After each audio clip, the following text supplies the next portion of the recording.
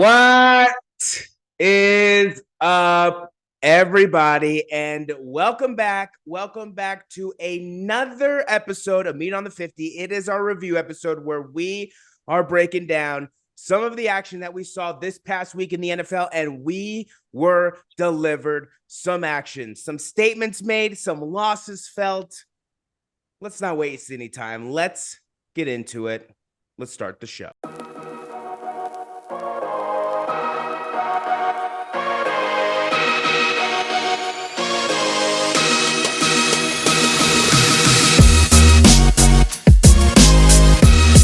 Welcome back. Welcome back to another episode of Meat on the 50. Like I mentioned in the intro, it is our review episode where we are breaking down all the action, most of the action that took place this past week. And boy, oh boy, did the heavyweight matchups live up to the hype. And we are going to get into it. And as always, joining me to break down the action, one of my best friends, Brandon Sullivan. Brandon, how you doing? Doing good. Weird week for me, but other than that, we had some good action this weekend. Definitely a weird week for you, and we will get into it, but I got something to put a big old smile on your face. So let's remind people how we did last week. For myself, 9-5-1, thanks to a game that we will talk about. Another tie. Yet again, we have another tie. 2 ties this year. So right now, 9-5-1. 1-0 on the guaranteed victory. Thanks to my Bengals. Absolutely coming through yet again against KC. For yourself. I know you can't see it, but just when you rewatch this, bask in the glory. 12-2-1. Absolute domination. Last week, 12-2-1, 1-0 on your guaranteed victory. Domination last week. Overall for the season, that puts us at, yeah, you're going to love this one. For yourself, 115-78-2, 10-3 on the guaranteed victories. For myself, 115-78-2, 10-2-1 on the guaranteed victories. Yes, we have tied, and I am excited to see what happens next week with our picks episode, but we're not there yet, so wipe those off the screen because we got some action to talk about. And if you watch the game, your thoughts on the final 3 minutes of Tom Brady's greatness. If you didn't watch the game, I mean, what more can we expect from Tommy B? What more? Your thoughts on Tommy B? His heroics, 3-1 now after the divorce. Your thoughts on Tommy? Yeah, I mean, I didn't watch the entire first 3 quarters. I didn't even watch half of the fourth quarter. When I saw that I think it was 13-3 or 16-3, I turned it on because that's when you turn the game on to see what Tom Brady's going to do at the end. So I honestly was at the gym. I had some stuff I had to do. I didn't watch the first 3 quarters to repeat myself. I turned it on and I watched probably the last 8 or 9 minutes. There wasn't much going on for the first few minutes that I turned it on. And then Tom Brady. I mean, he just goated. And, he's an incredible, he's just incredible to watch. I don't care what team you're a fan of. It's just incredible. Like, you can never, if there's like 2 seconds left on the clock, you can never count this dude out. Like, obviously when it's 16-3 and the offense hadn't do anything the whole game, you're thinking, okay, it looks like the Saints are going to win, but you can't close the door. He's the best. He's the best at the end of the 5 minutes of a game. He's the best in a 2-minute drill.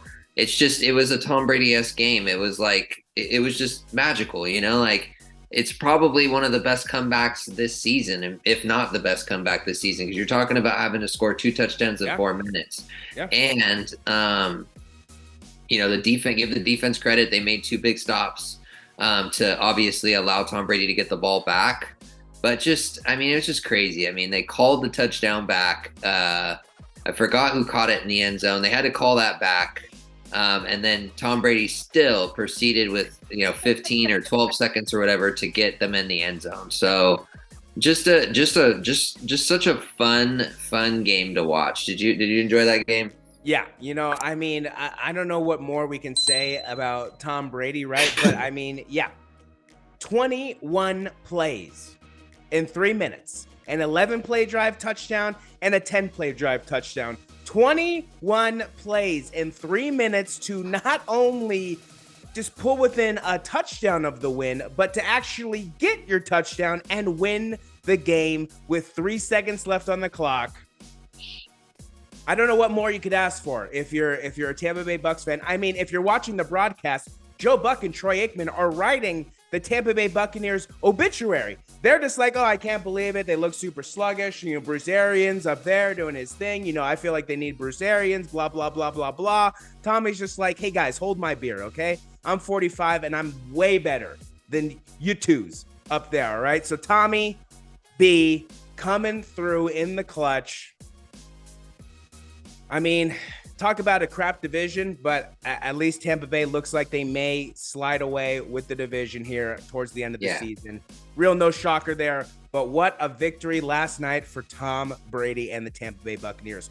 Moving on, we're moving all the way back to Thursday. We had a division matchup between the Buffalo Bills and the New England Patriots. It went just kind of how we thought. Bills handled business. The careless turnovers are going to cost the Buffalo Bills. I don't want anybody to be shocked because I was here. I said it first. The careless turnovers are going to cost the Buffalo Bills. Josh Allen, again, fumbling the ball on their 15-yard line. Easily could have got a touchdown. Nope, fumbled the ball, turned it over. So Buffalo Bills handle business, but they have to clean up these turnover woes. Josh Allen needs to understand ball security is the most important thing when it comes to playoff football. You turn over the ball in the playoffs, 9 times out of 10, you're going home. So Buffalo Bills, anything surprise you? Anything new? Anything that we saw different from the Buffalo Bills? Nope. The Buffalo Bills are trying to, obviously, get that first seed, and obviously a hard-fought divisional game at Foxborough. That's never easy, especially since, if Bill Belichick's the coach. So yeah. Good for them, putting up 24 points and beating them by 2 touchdowns.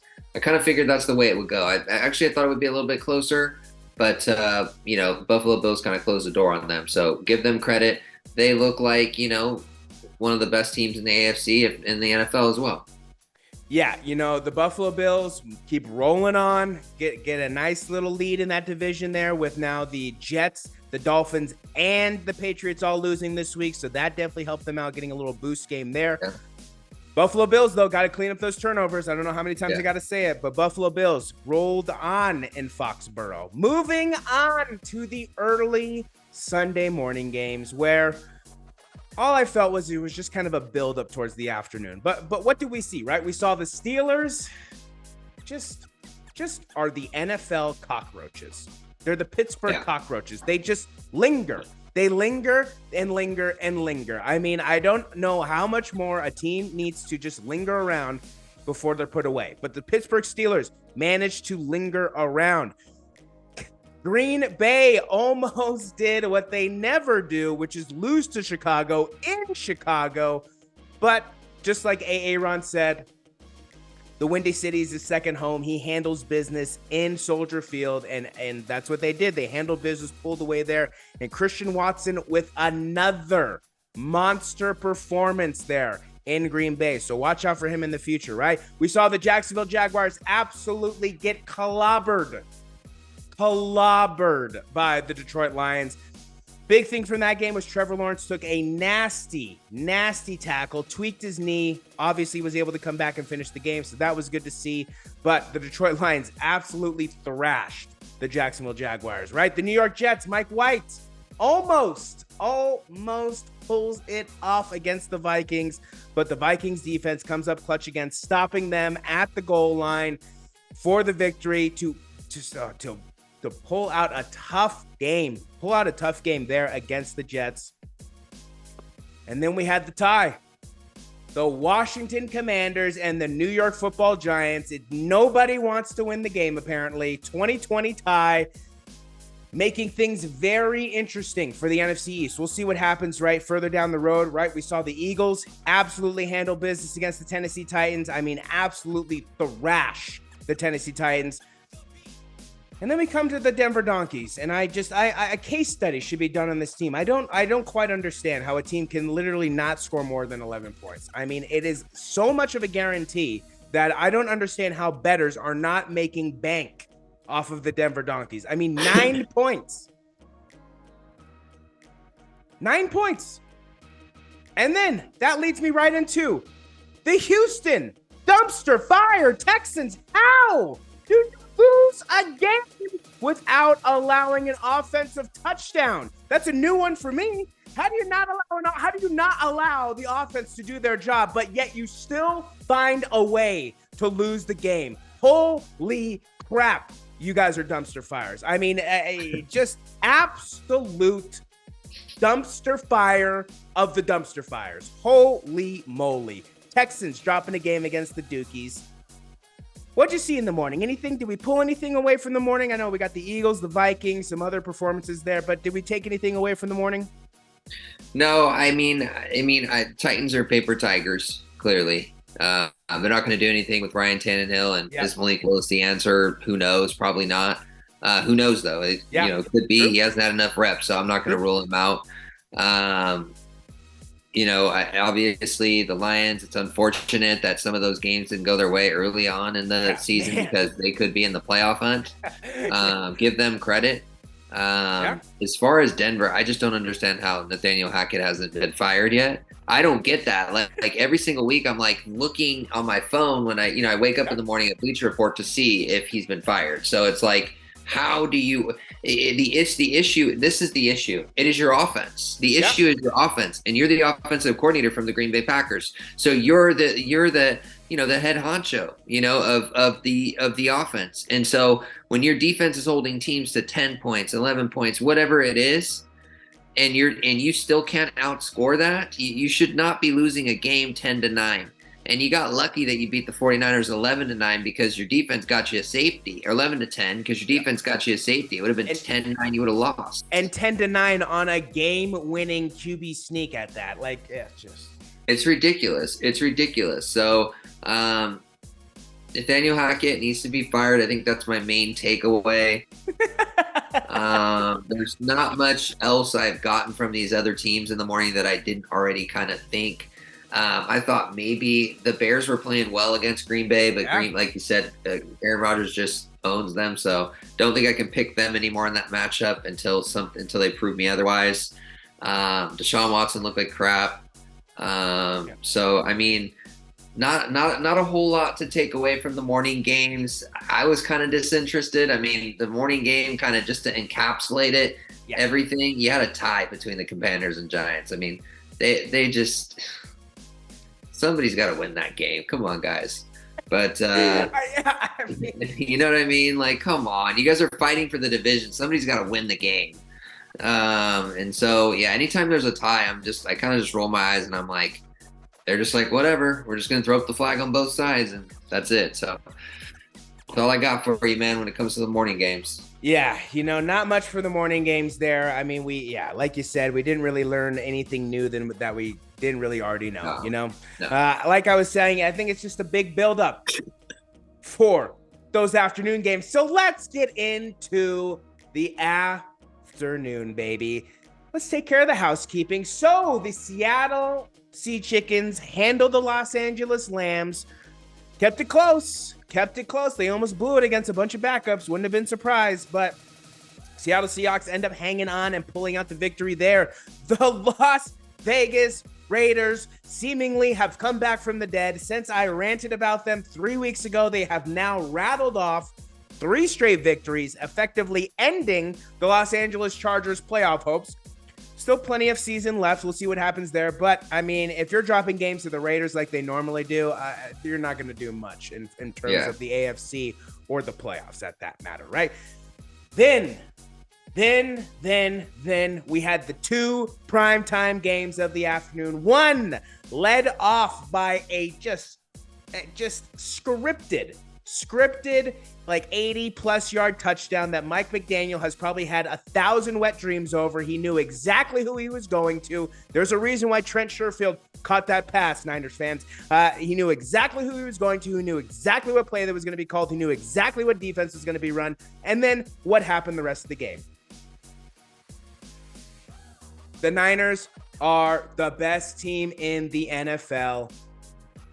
Unfortunately, he came at a loss, but I mean, I know earlier in the season you said there's certain things in life that happen, right? Death, taxes, and I forget the other thing, but we're adding another thing. Death, taxes, and you cannot get rid of Jimmy G because our boy may come back for the playoff run. It looks like it is not a season-ending injury. It looks like it is just a regular season-ending injury. Foot injury, does not require surgery, out 7 to 8 weeks. Falls to Brock Purdy, Mr. Irrelevant. Let's see if he can actually not live up to that monocle, right? That's usually a draft monocle. Let's leave it at a draft monocle, right? So the 49ers handled business big time against the Miami Dolphins, now only allowing 7 points in 8 quarters of football. You do the math on who's good and who's not good, right? I mean, the San Francisco 49ers defense is bananas. It's bananas, it's crazy, and it will definitely save them in a lot of these games, right? The last game, baby. I told you it was going to happen. I told you. I guaranteed it because it is just, I could feel it. I could feel it in a lower region of myself that I won't say on here, but I knew it was going to happen, and it happened. And I will say this, though. Out of the 3 performances against the Kansas City Chiefs, this by far was the best performance just all the way around. The offense came out firing. The offensive line looked amazing. The defense came up clutch when they needed to come up clutch, right? Jermaine Pratt, playoff P with the strip on Travis Kelce. Big time plays in big time moments are how you win football games. And that's exactly what the Cincinnati Bengals have been able to do against the Kansas City Chiefs. Not once, not twice, but 3 times now. So Lou and that Bengals defense definitely has the recipe to handle Patrick Mahomes, and Joey B and that offense has Steve Spagnuolo's defensive plan against them, and they just carve it up week in and week out. And Justin Reed, suck on that, buddy. I know you tweeted, but your secondary got shredded. Your secondary got shredded, and you got put into the earth like a little baby that you are. So, Cincinnati Bengals handle the Kansas City Chiefs. Give me some thoughts on your Niners and on what we saw. Yeah, I mean, just a tough. It's tough to watch Jimmy get carted off. Yeah. Just everything that he's been through, just with the quarterback controversy this offseason, from coming in. I mean, the first day that you texted me, him getting traded October 2nd, 2017, just telling me, he's coming and letting me know. And then he rattled off 5 straight wins, and then tears his ACL in Kansas City, MCL, ACL, done for the year. Next year we come back to going to the Super Bowl, falling short, to him, getting banged up, messing up his knee and ankle and things like that. And us having a bad year to last year, having a shoulder injury, to having a finger or thumb injury, and then just all the rehabilitation, all the quarterback controversy. Yeah. Just stayed humble the whole time. To just, coming in and taking over for Lance after he got hurt, and just, leading us to 4 straight wins with the, and then to go down like that, it's just unfortunate. Heart goes out to him, man. I hope he has a speedy recovery. Like you mentioned, it's a good thing that he's not that banged up, that he didn't have to have surgery. Yeah. I think every 49er fan hopes he can come back for the playoffs. That would be, awesome. Hell of a defensive performance. I mean, you got to give the 49ers credit. I mean, to right out of the gate, I overreact. I me, I text you, I vent, I overreact, and I'm like, oh, we're gonna get blown out. It's what I think as a fan in the moment. It's not what I actually think when I take my Niners hat off and I look at it from a different perspective. But to just weather the storm. I mean, 8-9 seconds into the game, the Dolphins score a touchdown. The Dolphins scored 10 points for the remaining 59 minutes of the rest of the game. So, it's unfortunate, obviously with Tyreek Hill getting open like that, but sometimes you just can't contain him. But that's where that touchdown came from. I mean, he's just a specimen. But give Brock Purdy credit. I mean, here's the thing. This guy was Mr. Irrelevant. The last pick in the NFL draft, which makes the story that much cooler. And then also, him coming in with, little to no reps ever, against the first team. I mean, he was third string to start the season, right? He's fourth string behind Nate Sudfeld. Nate Sudfeld gets dropped, then you become third string. So at one point, this guy, it was looking like, you pick Mr. Relevant, it's looking like he's probably going to get cut, but he did just enough to outperform Nate Sudfeld to become that third string quarterback.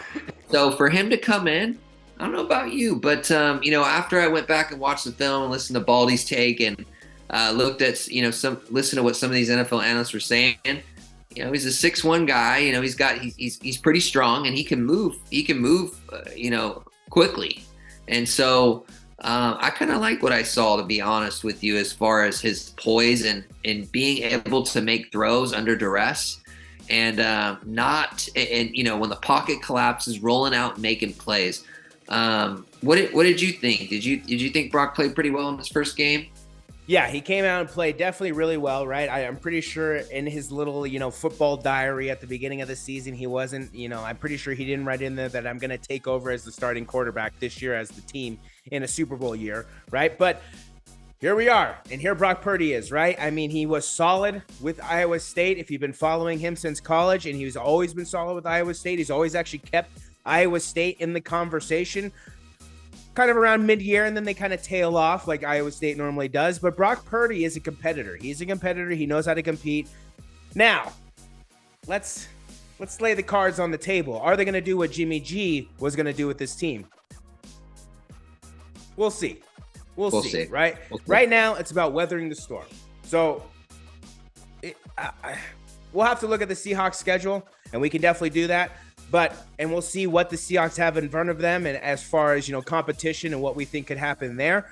But Brock Purdy needs to go 500. That's it. He just needs to split these last games, and he just needs to go 500. He needs to go 3-2. He needs to go 3-2. Yeah, at least 500. He just needs to at least get to 500. 3-2 would be ideal, right? Or there's 5 games left, right? Yeah, so 3-2. We want to have a winning record. We don't want to go finish the season 2-3, opening the door for Seattle, opening the door for all these other teams, right? We don't want to potentially lose out on a home playoff game. Because we've seen it happen, right? The Bengals, we've seen it happen. AJ McCarron, boom, dropped everything that we were doing that year with Andy Dalton, who's actually rattling off a great season, breaks his arm, doing a stupid dive for a tackle on a fumble, and breaks his arm, boom, effectively ends the Bengals season. Right, Derek Carr with Connor Cook and the Raiders those couple years. He got injured. Connor Cook comes in, boom, done. So the only thing that I can say that there's 2 things that are positive about this. One, it is week 13, so he does have 5 more weeks to kind of get integrated into the offense, get adjusted to kind of the NFL speed of the game. Different things like that. Now, like you were saying, analysts, also players are very high on Brock Purdy, right? I sent you this clip of Brandon Ayuk who was talking about him, and Brandon Ayuk loves this guy. I watched that. Right? Thank you for sending that, by the way. I didn't even know that existed. So I watched the clip, and it was he said he'd rather go with Brock. I mean, as far as like if he had to pick somebody else, Yeah, even Brandon Ayuk is very high on Brock. Even Brandon Ayuk, he says himself that he sees Brock's preparation. It's not normal preparation as a backup quarterback. He sees Brock Purdy preparing as a starting quarterback, being a third string quarterback. So, he's trying to elevate his guy. I mean, obviously that's what you're supposed to do as a player, right? That's what a good organization, good franchise does. They elevate players when, one guy goes down, next man up. Brandon Ayuk is helping this guy out. Whether or not we'll see what happens, whether or not that is true, we'll see what happens now. But again, all we're hoping for is 3-2, 2-3. I'm not really going to be too excited about that. 3-2, We'll be happy with it. Let Jimmy come back in the playoffs. And who knows? Who knows, right? This could. I would be very hard pressed to think that this is going to be that type of situation, but who knows? This could very well be an Alex Smith, Colin Kaepernick situation where Brock Purdy comes out and shows that he's NFL ready and he's ready to go. He's ready to lead a team, making that quarterback room in San Francisco that much more interesting, right? So right. Brock Purdy, we'll see what happens. Rooting for the guy, obviously, third string, Mr. Irrelevant, coming out of nowhere, right? You got to root for guys like this. Mike White, right, coming off the bench, leading his team to a victory last week, almost did it this week. So guys like this, you got to root for. Taylor Heineke. I mean, we can name a bunch of these guys who have actually come out off the bench and performed. So it's not impossible. I'll say that. Taylor Heineke is a perfect example. Coming off the bench and looking amazing. Having the Commanders in playoff contention. I know they tied, but that didn't hurt them. That only kind of seemingly kept them the same. So that's what you want. You want a Taylor Heineke. I mean, that's really what that is the best thing that you can hope for 49ers fans. Brock Purdy comes in and he's Taylor Heineke. He's good. He's not great. He's not decent, but he's good. He's good enough to win you games and keep you in games. So I agree. We'll see what happens with Brock Purdy. Yeah. That's all we got, man. It's all we got. You know, exactly. You don't have a choice. Exactly. Well, he's all you got now with Baker Mayfield going to LA. Who's ready for Baker Mayfield and Russell Wilson on Christmas, baby? Oh, yes. Garbage. Yes. Garbage. I know. We're not there yet. We'll get there. We'll pump up that game when the time comes. But the last game that happened for us was the Dallas Cowboys absolutely dismantling, and I mean like absolutely running through the Indianapolis Colts. I don't really care about this game, nor do we have any thoughts on this game. So I'm just going to ask you this. Are the Dallas Cowboys the Peyton Mannings of the regular season, or does this team actually, and I mean actually, stand a chance? No. So we got them. When are they choking? Were they choking in the wild card or are they choking in the divisional? Divisional. Okay, at least they get it out the wild card. All right, you hear that, Dallas Cowboys fans? At least you guys can enjoy one victory. However, in that divisional round, against the Eagles, Vikings, Niners, I think we all know what's going to happen. So the Dallas Cowboys handle business on Monday against the Colts, further showing why, who knows, but we know. We know. And that is going to do it for this review episode, right? This edition of Meat on the 50, right? And as always, Brandon and I want to thank you, our viewers, right, for taking the time, for watching us, checking us out, right? We super appreciate it, whether you're a new viewer, old viewer. We just appreciate you guys stopping by and listening to what we have to say, because we enjoy doing this week in and week out, right? Brandon, any last words for the people? No, just good luck to, both of our teams, 8-4. Couldn't be in a better place, man. We're still trying to fight to get the matchup that we wanted. It's probably going to be harder on our side for sure. Bengals are looking like the real deal.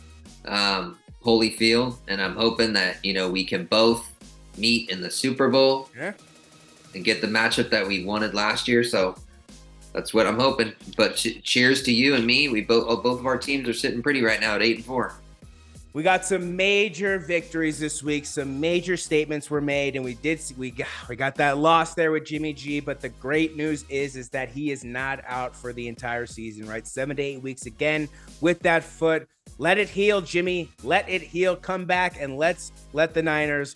Let's let it happen, right? Niners, Bengals, Super Bowl. That's what we want. That, in my opinion, would give us the best Super Bowl. They are the best two teams, in my opinion.